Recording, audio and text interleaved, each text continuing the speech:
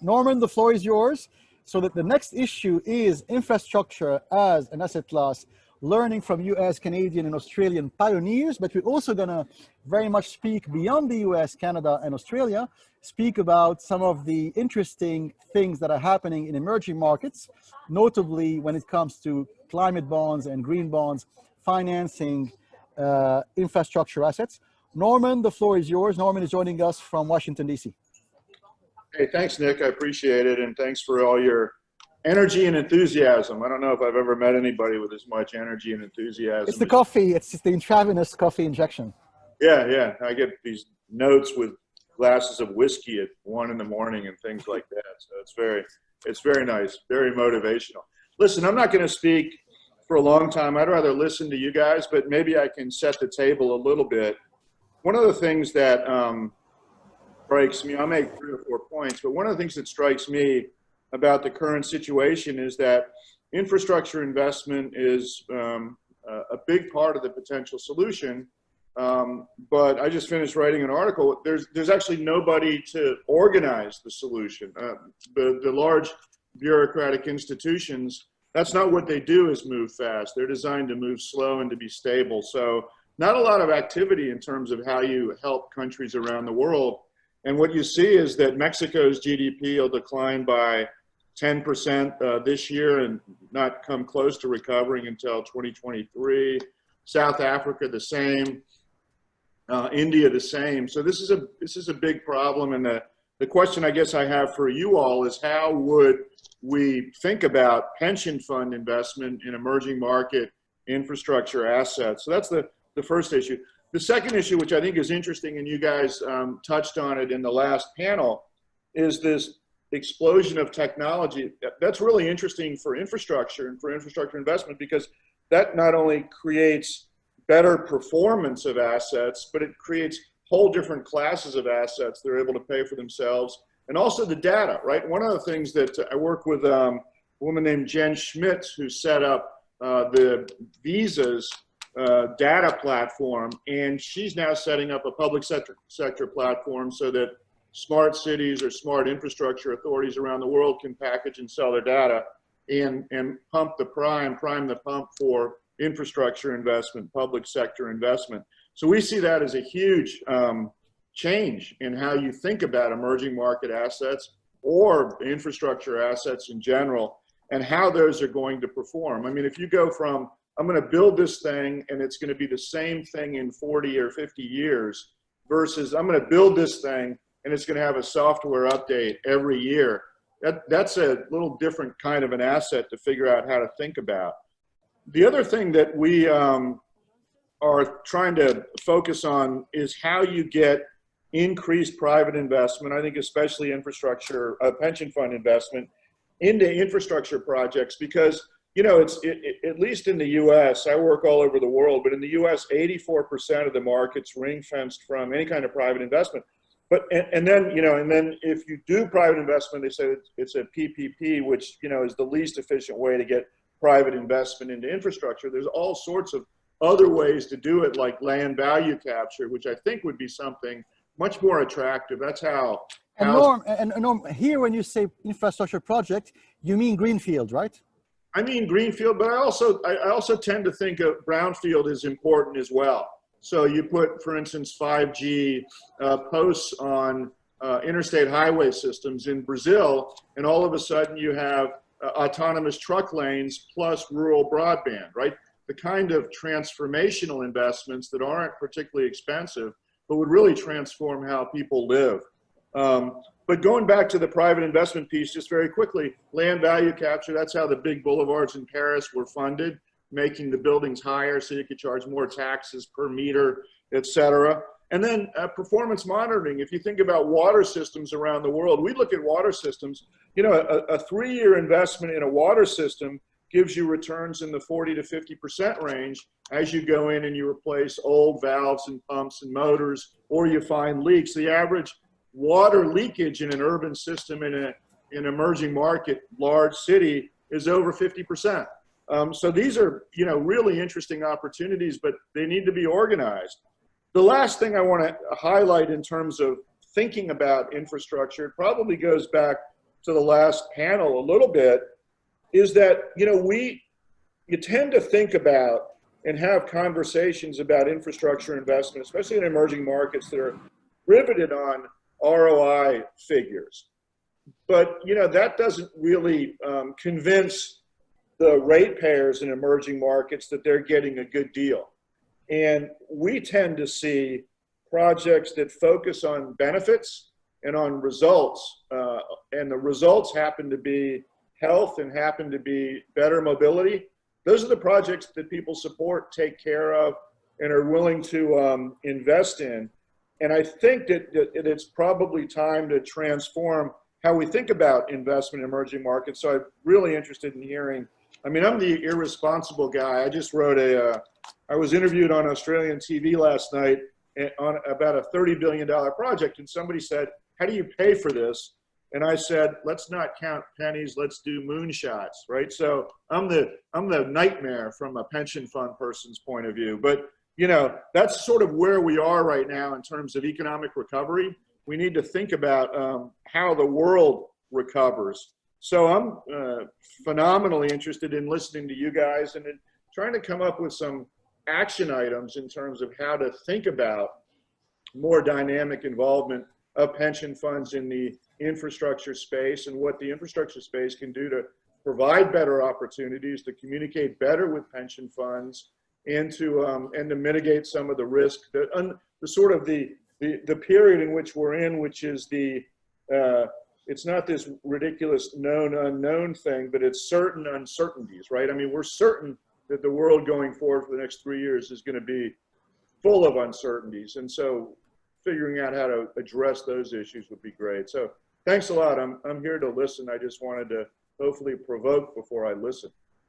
It's a great opening, Norm, and I want to thank you for your modesty, because I think if you're one of the few guys who probably beats me on the enthusiasm front, and I'm really impressed by your productivity and your work ethics. And I'm always procrastinating. Those who know me, I always do things in the last minute, and I procrastinate, and I always send my manuscripts late to the publishers. But I'm impressed by your capacity to churn out these beautiful Forbes magazine. By the way, if you haven't read Norm's article in Forbes magazine, I really encourage you to do so, because they're really great. And one of them was, I think, published 2 months ago, and I think it was called America's Sputnik Moment, right? Yes. And that was an extremely actually enthusiastic and optimistic article. And I share your enthusiasm and I share your optimism. And of course, we're starting from a very low base, and so it's probably easier to be enthusiastic. And it's and the reason why we're starting from a low base is really the sorry decline of American infrastructure in the past 50 years, which really breaks your heart, because my dad worked as a civil engineer in New York City, New Jersey, and Oklahoma as a young civil engineer in the late 50s, early 60s. And it was really the end of the golden era, sadly, for American infrastructure. And when I was growing up in Paris as a young kid, my dad used to say, but in America back in the early 60s, this and that was better, everything was better. So he had that nostalgia about the Eisenhower Kennedy era. And I think if you look at infrastructure investment worldwide, the Eisenhower Kennedy era was really exceptional.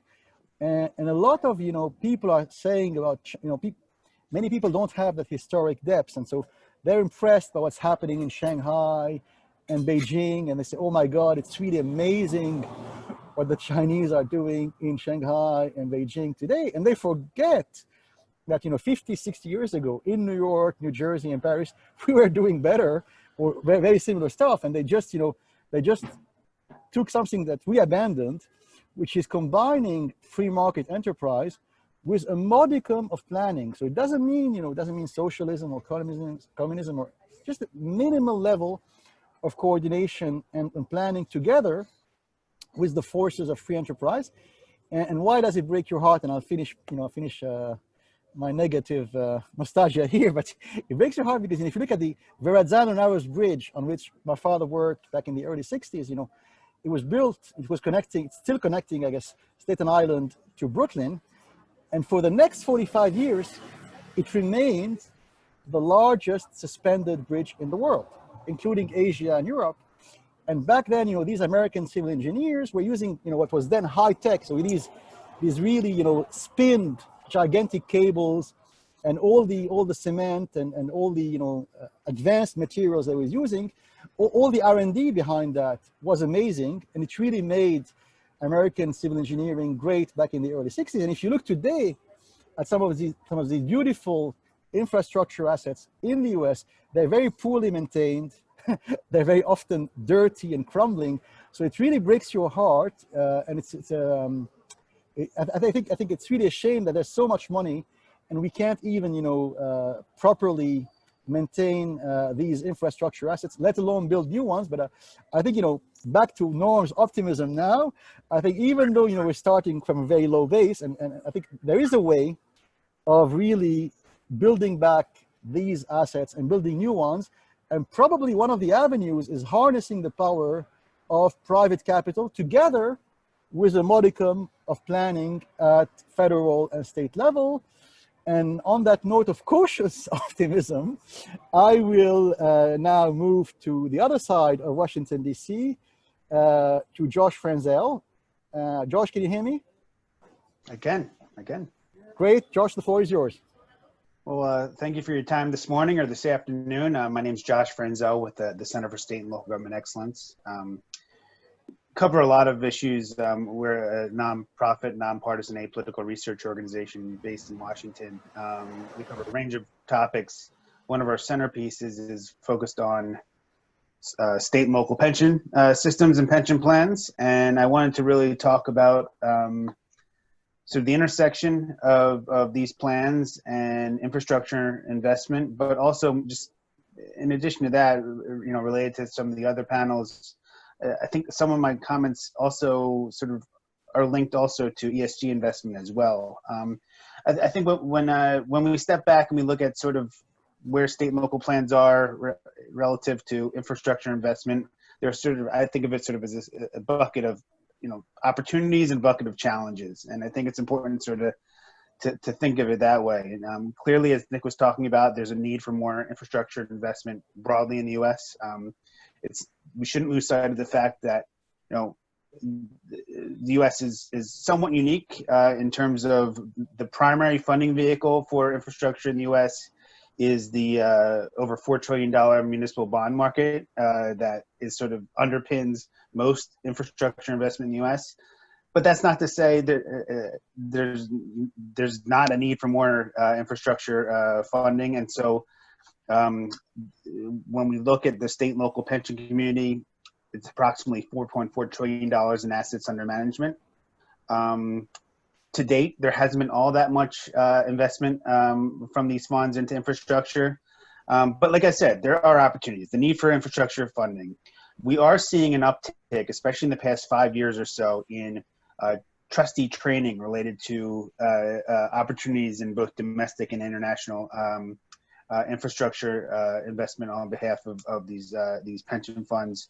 Same is true for ESG. A lot more ESG focus for these trustee training programs. And I think, as just as a side note, I know the previous session was focused a lot on sort of actions of the Department of Labor. When we're thinking of state and local plans, a lot of that doesn't really matter because the state and local plans are governed by state constitutions and state statute and investment policy statements of the system. So oftentimes it's up to the state itself, either of the plan of the state or local government plans within that state. The state has to allow certain investment orientations. And so you see states in terms of infrastructure, such as California, making infrastructure investment a priority. On the ESG side, Oregon today just released a new framework for weaving in ESG into their investments. California, New York, Colorado, Connecticut, Maine, Maryland. These are all states that have implemented the prioritization of ESG into their investment policy statements. So I know we can get caught up a lot at the federal level, but for the $4.4 trillion in state and local assets, most of the action is done in the state policy level. Also, other opportunities for sort of the match of infrastructure investment and state and local pension funds is, as Nick has talked about, and I know all of us have talked about, just the simple alignment of the long-term investment horizons that these that infrastructure investments require, and sort of long-term pension horizons that come from having a plan for the next 30, 40 years to pay out benefits. Okay, so there's opportunities. On the challenges side, there are, just as there are opportunities that come across from state policies that incentivize either infrastructure investment or ESGs, there are also limits. So some states have limits or exclude certain types of asset classes from their state and local plans investing in. And it might not necessarily be outlined in state statute, but they're often clearly outlined in their investment policy statements. Quite frankly, lack of internal expertise. We always assume that a lot of these plans are large and sophisticated, but especially on the medium and smaller side, they don't necessarily have the internal expertise to appropriately evaluate infrastructure or ESG opportunities. So I think that's something that we often lose sight of. And then also, you know, some view, this is not our, we don't take a stance one way or the other, but some view, be it, and this is sort of linked to the DOL conversation earlier, of essentially all these plans are required to follow prudent investor rules. It's underpinned also by requirements that Government Finance Officers Association and other associations that sort of help promote best practices amongst the state and local pension community. The notion of a prudent investor rule, some view it as not necessarily always matching the infrastructure or ESG investments that are available. And so reconciling that match or mismatch also is important. I will say before I conclude that, you know, Nick and I have written over the years on sort of infrastructure investment and sort of where US and Canadian plans play into it. We've focused on, and I'm sure that Nick, you could share it with the group, but some of the plans that have been very active in infrastructure investment in the U.S., and this is not a full list, but Maine Public Employees Retirement System, the DC Pension Trust Fund, the Alaska, on the non-pension side, but on the state sovereign wealth fund side, the Alaska Permanent Fund and the Permanent Wyoming Mineral Trust. These are a couple where there has been a lot, not a majority, but a sizable minority allocation into infrastructure and ESG. And just before I conclude, I wanted to share my screen really quickly because I think you all might be interested. For those who haven't visited this before, we maintain, if you could see my screen right here, we maintain, along with our partners at the Center for Retirement Research at Boston College and the National Association of State Retirement Administrators, the Public Plans Database.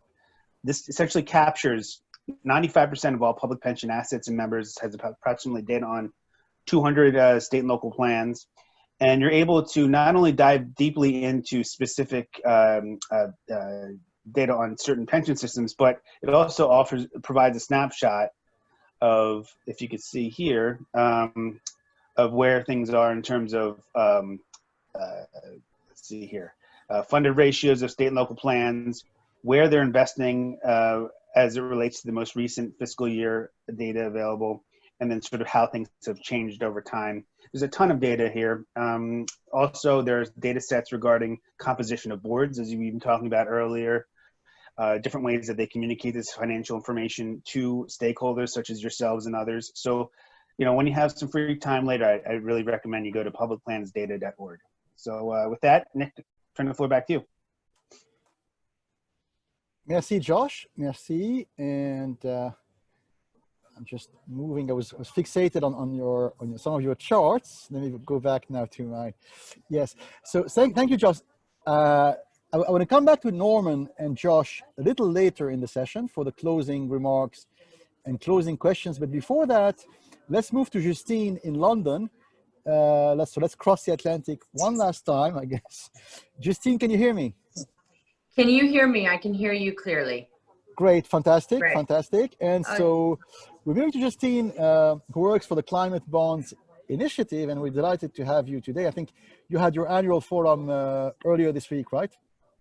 We did. We had a very ambitious 3-day virtual conference for an organization that's used to doing this in person was done virtually, and it exceeded all expectations. The focus was on transition finance, which is very much around targeting the high carbon emitters and trying to bring them along the journey towards a greener future. But of course, that's a little bit of what I'm going to be presenting today. And so thank you, Nick, and happy to just kind of kick that off. I will go back to Norman's point on the question around how to get pensions to invest in emerging market infra. I think that's a really good question, and I'm hoping that I can shed some glimmer of hope that we are beginning to see some opportunities in that space, particularly with the green bonds market. So I serve as the Deputy CEO of Climate Bonds Initiative. It's a global nonprofit that has really been at the forefront of the development of the green bonds market.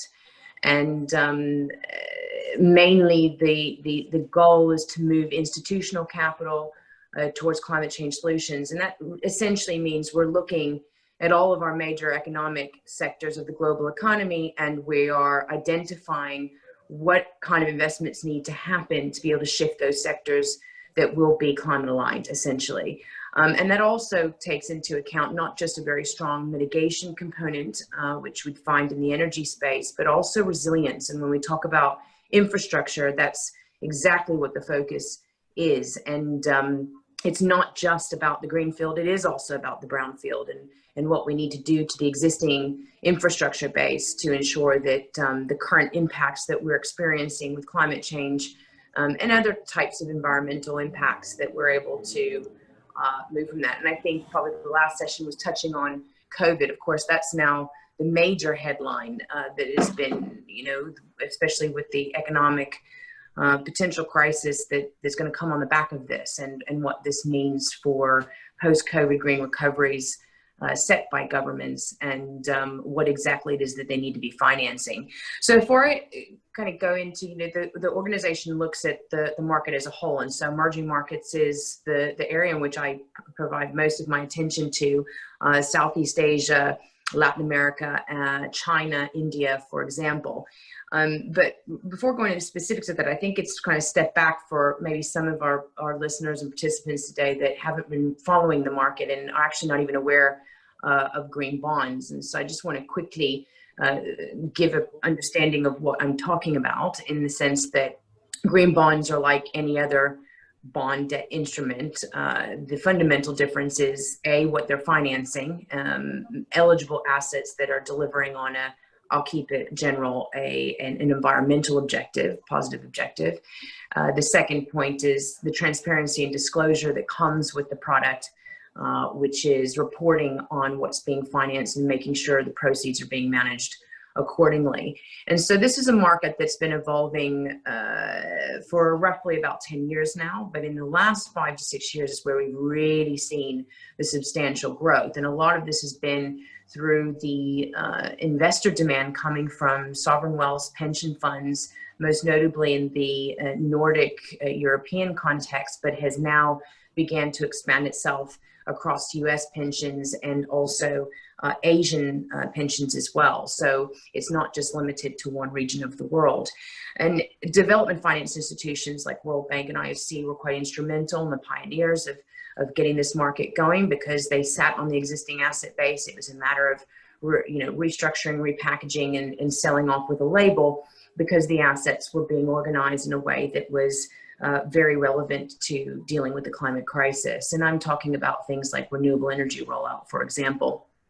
Straightforward assets, the pensions understood, and it was easy for them to invest. And it allows for them to start to assess some of the non-financial risks that they have posed to their portfolio, that especially the Nordic pensions were beginning to assess. So that's kind of where the market's coming from. What we've seen since 2014, where 2014 is essentially the year when green bonds appeared, and this was issuances coming from IFC in the 2013 period, and other corporates started to come into the space. It hit about 40 billion by the end of that year, which is a drop in the ocean when we compare it to the overall bond market, but it was starting to get some headlines. And as the years progressed, other countries like China, most notably, came in with a bang and went from 0 to 40 billion in a year alone in their own issuance, and has evolved into being one of the leading issuers on the Asia front. Where in the US component, you're looking at the muni market, and Canada, potentially to the same. In Australia, we've seen a lot of issuance, not just coming from government, but also within the energy efficiency space for the built environment. But we've grown into a diversity of different issuers, anywhere from non-financial to financial corporates to governments, both at national and subnational level. The sovereigns especially has been the highlight, and of course, now with post-COVID, there's a lot of focus on how sovereign green debt can be issued to help alleviate some of the impact. If I move into the emerging market space more specifically, looking at the percentage breakdown of what we've seen, particularly in the 2019 year, is 25% of that was actually coming from the South African market, interestingly enough. Philippine peso, the Poland zloty, Nigerian naira. I think there was a mention about Africa in some context, and I think that in the Nigerian example, they were one of the first sovereign green bond issuances, which was really exciting. And a lot of that was to fund their renewable energy program that was set by the Vice President's office. Of course, also other areas were afforestation projects and transport. And since then, we've seen some corporate issuers out of Nigeria, hydropower projects, and infrastructure along the coastline that has also been included in that financing. We've also seen most recently coming out of Thailand, their inaugural sovereign bond. If some of you missed that, that was a sustainability bond that looked at healthcare and education on one side of the coin, and then metro lines on the other side.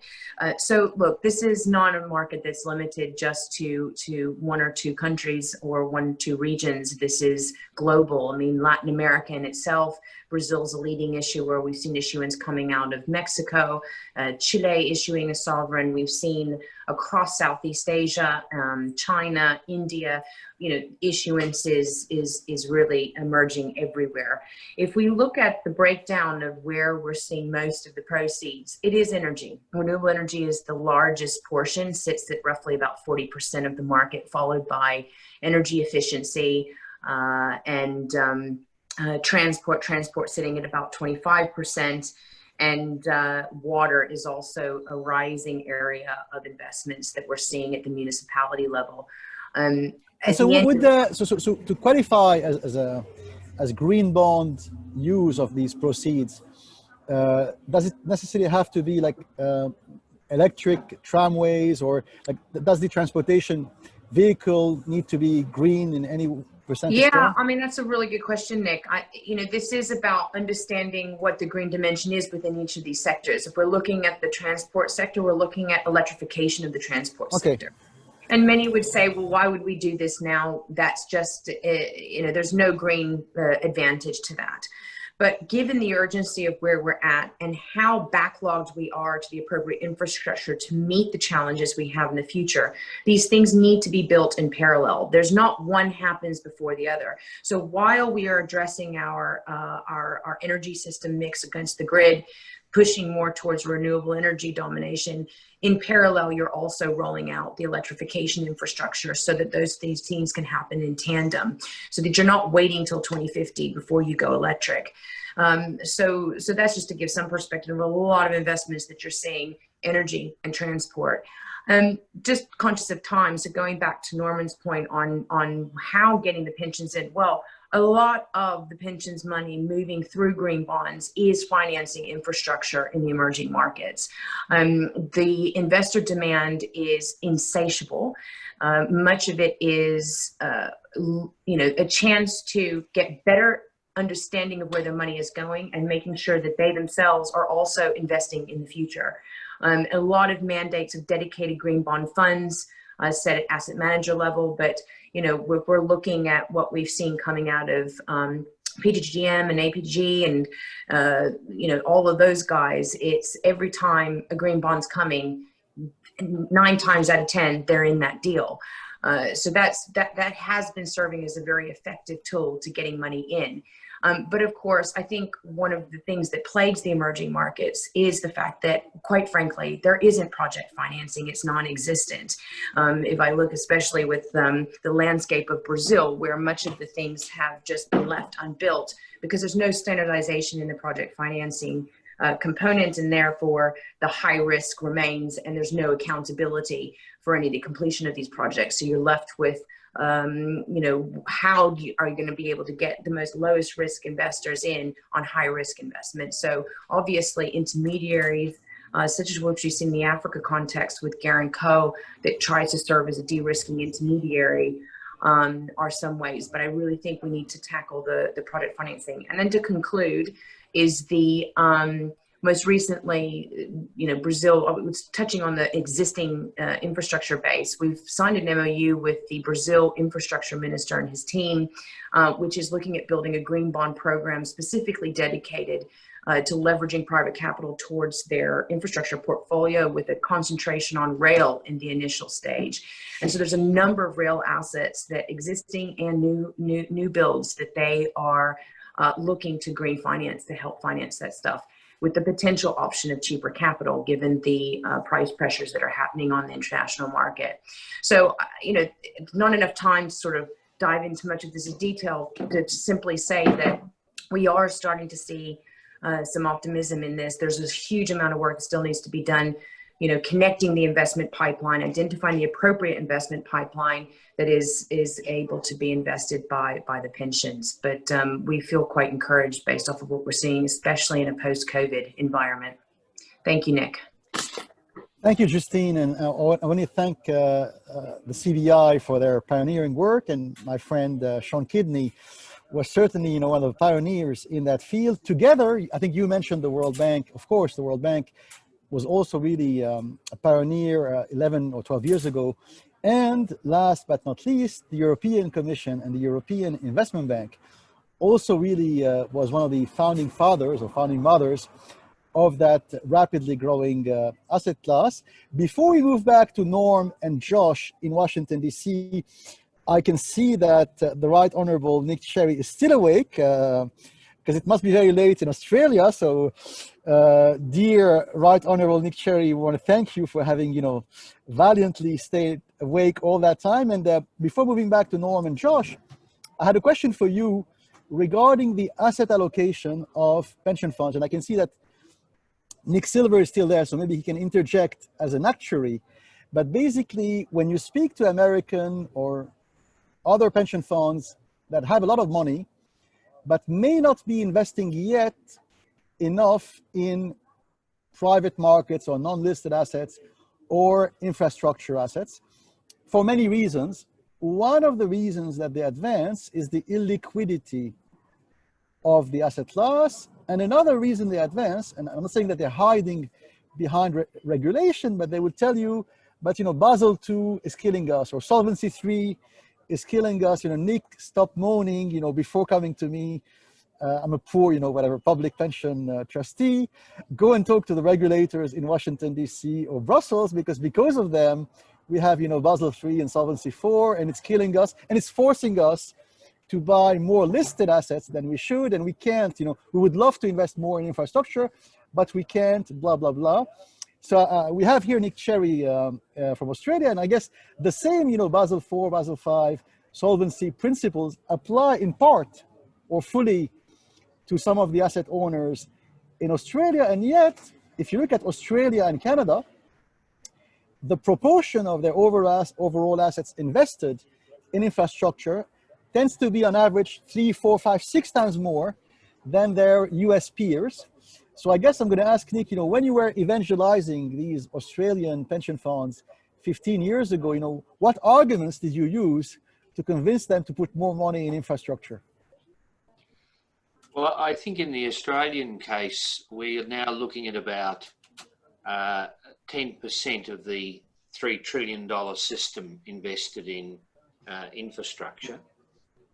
And what's driven that, I think, firstly, the size of the Australian system and its growth. It's 150% of GDP. Secondly, the pension funds themselves have merged and become a lot larger. So the sheer size of the system, pension funds have had to look for new opportunities or newer opportunities in Australia, and they're obviously investing globally as well. But I think critically, and I do find this a little ironic about the United States, you've got to have the businesses to invest in. And the kickstart in Australia was massive privatisation, which had privatisation under both left and right wing governments. And when I say privatisation, almost every airport, port, forestry plantations, power systems, banks, even motor vehicle registration has been privatised in Australia. And they're very good. They may be illiquid, but they're very, very good assets because, for a couple of reasons. They present a very good return on the asset. Interesting challenge as a side issue, the impact of COVID economic. A lot of debate about the valuation of infrastructure. So take an airport. Theoretically, at the moment, an airport's worth nothing. So does the pension fund write down the value in the current circumstances? So there's quite a debate about how the pension funds will value and write down some of these assets where they're not being struck by a recession. What's unique about our current circumstances, we're seeing a depression in some sectors of the economy, not just here, but globally. So privatisation, and I do find it ironic in the States where, you know, at state and federal level, most of the assets that I've mentioned are still in government ownership. But you've got to have that. And then the second phase, if you like, for the pension funds, because they're the largest capital institutions, investors in Australia, renewable energy, tollways, and in some areas it's growing off a low base is public housing, hospitals and schools, the actual physical infrastructure. That's the new wave. And the size of the pension fund matters because the expertise to assess these projects, they are very complex. And having larger funds with more sophisticated internal teams, and interestingly, even before the rise of the large Australian pension funds, they created their own entity, specialist investment entity. IFM is the classic. The other big global institution, of course, is Macquarie Bank, and they're a bank, not a pension fund. So that's the phases. A couple of downsides. I don't pretend privatisation hasn't been controversial at times in Australia. It has, even though both left and right-wing governments. Many of these privatised assets are de facto monopolies. So they're a pretty good deal if you can get hold of them. An airport in Australia is a de facto monopoly because you can't hop in a car and drive between airports. And ports are, in the Australian context, de facto monopolies. And tollways. So there's been in some areas there's been pretty blatant price gouging. And that has been controversial. And in some of the tollways where some of the assessments of vehicle traffic have been very questionable. So a couple of the tollway projects haven't been particularly good investments. The one area in Australia, despite the fact we privatised motor vehicle registrations and everything else inside, the one area, intriguingly, that hasn't been privatised, in which pension funds cannot invest, is water systems. Right. I'll finish on that ironic note. It's ironic because in France, I would say it's the complete opposite. It's what was privatized first back in the 19th century. Now back to Washington, D.C., and back to Norm and Josh. So from the Washingtonian U.S. perspective on infrastructure or lack thereof, do you think that the fact that you have so much decision making in America, which is atomized between the federal government, the state level, the municipal level, that atomization of the decision process, do you think it has been a hindrance to more investment in infrastructure? And back to what Josh was saying earlier, is the fact that the municipal bond market is so big in America and so deep and so liquid that in a way the flip side of that huge, very well oiled, very well functioning municipal bond market is that it made things almost too easy for municipalities, and they didn't meet, mayors and municipal leaders didn't need to make a bigger effort, I guess, to reach out to pension funds. I'm asking this rhetorically to both of you guys, Norm and Josh.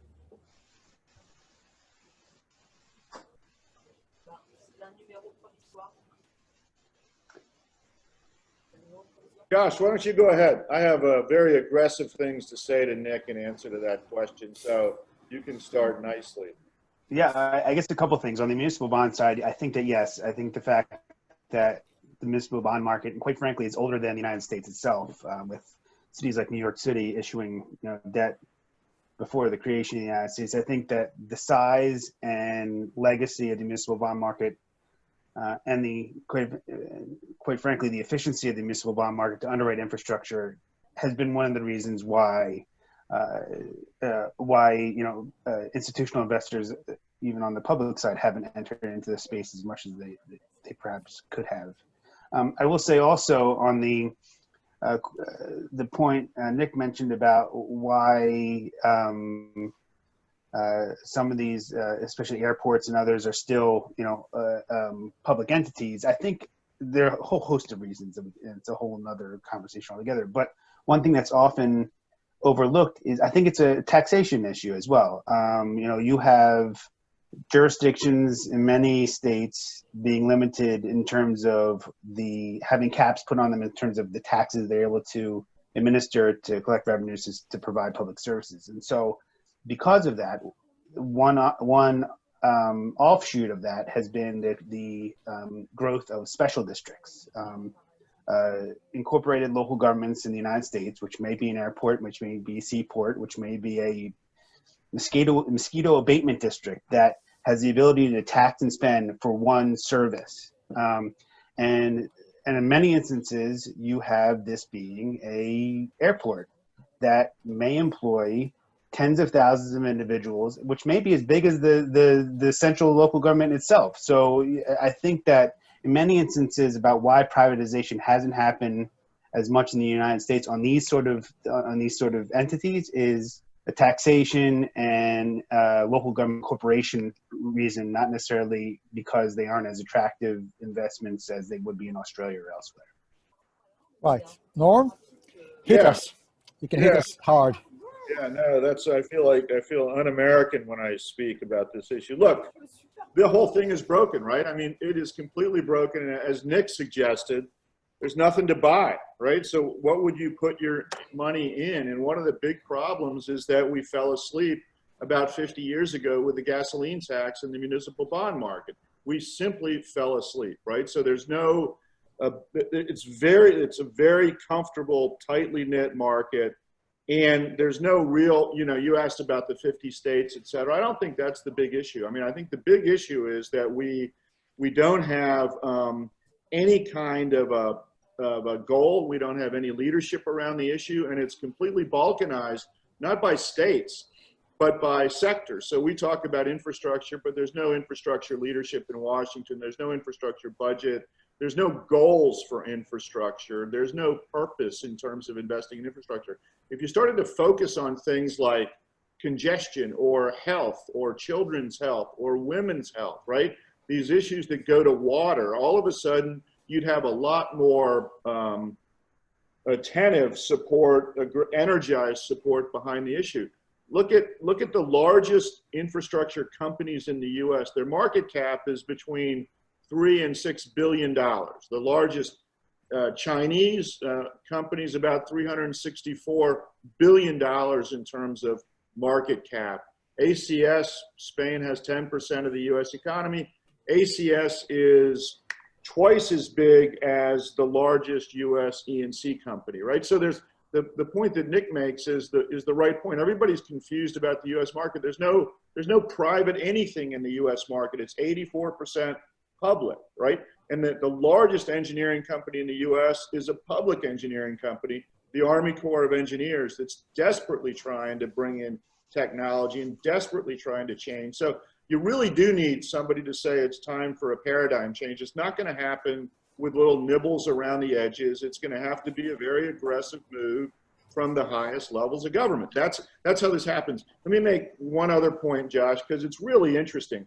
In 1980, in terms of investment in infrastructure in the US, 80% was federal and 20% was local. Right now it's 30% federal, 70% local. So the local governments are overwhelmed, under-resourced. They're really under-resourced now. Most of them have pushed out their spending programs for the next 3 years because of COVID. So they're in real trouble. Doesn't mean there's going to be private investment opportunities. It means there should be private investment opportunities. Without leadership, nothing happens, right? So that's the point at which we are right now.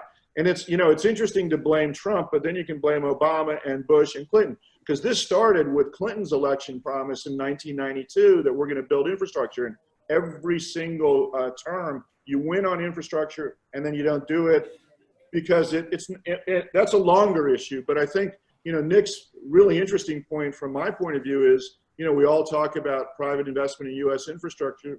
Good luck, right? What are you going to invest in? And it's really a much weaker market than it should be. It's a tremendously weak market. Another interesting point, sorry for going on so long, but obviously this is an issue that is befuddling. And one of the other issue that's really interesting, Trump's a real estate guy, right? So he talks about infrastructure, but he's never talked about it. He's always talking about real estate, the vertical stuff, right? It's easy to get permits, you build it, you make a ton of money. Infrastructure, it's horizontal, hard to get permits. You build it, hopefully you don't lose your company, right? That's the difference between those two worlds. And so you can't use that logic. You've got to use a very different logic when you start thinking about an infrastructure initiative. It's a public goods creation exercise, not a private goods creation exercise, even if the money comes from the private sector. So anyway, sorry, Josh, I get carried away. That's right. I would just say one thing just for those of us on this call. Now, Norm probably knows as much or more than I do on this topic, but I operate in the state and local space. And if you were to ask me where you'd go to look for the sort of strategy documents or planning documents for any part of the United States, 3 areas I would immediately look to would be the planning documents for state infrastructure banks, for metropolitan planning organizations, and for councils of government. And oftentimes, I'm not suggesting that the federal government doesn't necessarily have a plan overall, but a lot of the regional and state infrastructure plans are often baked into the strategic documents of those 3 types of organizations. So that's one area. Those are 3 areas actually that I would look to if you were asking me for what a transportation infrastructure plan is for the northeastern part of the United States or the mid-Atlantic portion of the United States. These sort of areas. Right, and I really liked what you guys said, and I want to commend Norm for having taken 1980 as a starting point, and having also criticized the Clinton administration, because really the decline of infrastructure is really a bipartisan byproduct of that short-termist worldview that we criticized yesterday. And sadly, for many years, for like 35 or 40 years, that short-termist ideology triumphed on both sides of the aisle. And so clearly now there's a shift in public opinion, including in the US. If you look at all opinion polls, voters from both parties, including, of course, independents, they all want more infrastructure spending. And even, politicians from both, sides of the aisle are starting to pay lip service to infrastructure. So it's a very popular, there is thirst for it across the US. So that's a ray of light. And all that talk about, Green New Deal and rebuild better is a lot about infrastructure. So it's as if the topic had really moved center stage, and also a lot of what a lot of the Sino-American rivalry pitting Washington D.C. against Beijing in the past 12 months also has to do with infrastructure. 5G is tech infrastructure. So really that issue of infrastructure, which was boring and for nerds only, when Josh and I were writing our primers 7 or 8 years ago, you have the feeling that it has moved center stage. It has caught the attention of investors and policymakers and policy thinkers from both sides of the aisle. So that's what makes me cautiously optimistic. I think, because of, popular demand and pressure from civil society and voters, and, that whole, rebuild better, Green New Deal, beyond the mottos and the slogans, I think there's a real shift in public opinion. And of course, pension fund trustees, after all, pension fund board members are a reflection of civil society. So go ahead.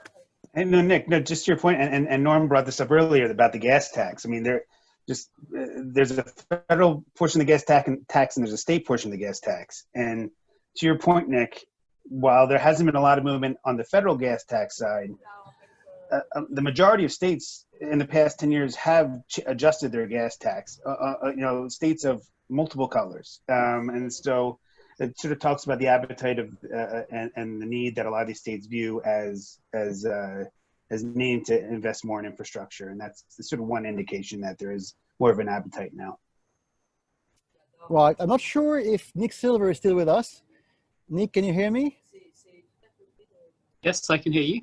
Okay, so I wanted to give you the concluding, the insane honor of concluding today's session, which is actually the last session of that 2 days seminar. So asking you a question about, as an actuary, when you speak to insurance companies and pension funds in the UK, or I think you also talk to people in Latin America, right? So be it in emerging markets like Latin America, yes. South, or the UK, if you had to choose one single reason why CIOs or board members maybe lukewarm towards infrastructure, what would it be? Well, actually, there too. I mean, taking on Nick Sherry's point, so in a country like UK and USA, where you've got massively large capital markets, there's liquid assets to invest in, whereas in countries, say, like Uganda, you don't. And so the pension system there has to invest in infrastructure, as it does to a lesser extent in Australia.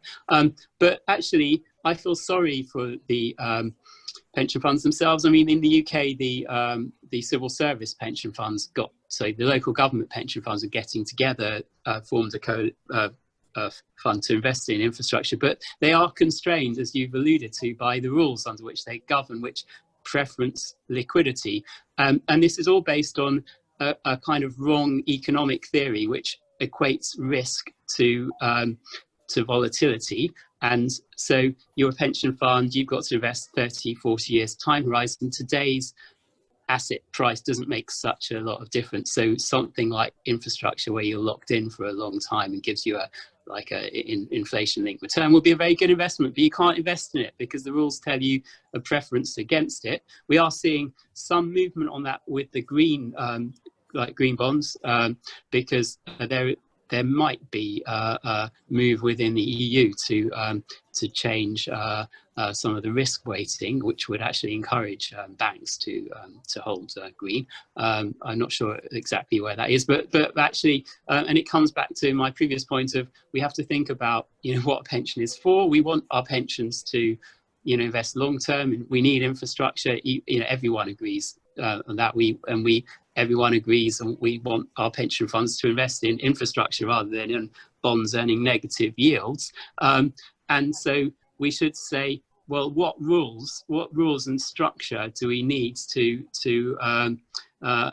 achieve this, and then design rules and structure to achieve this, rather than the other way around, to have rules, regulation, which actually the inevitable result is to invest short term and herd-like behaviour, and so the you were only going to get kind of marginal change, or the kind of clever engineering, I think, from sort of green bonds and climate bonds, which is to package up infrastructure effectively in stuff which is tradable, therefore has a short-term price. But I think we need to, like, you know, regulators and need to rethink what we want our pensions invested in, and then set the rules to achieve that.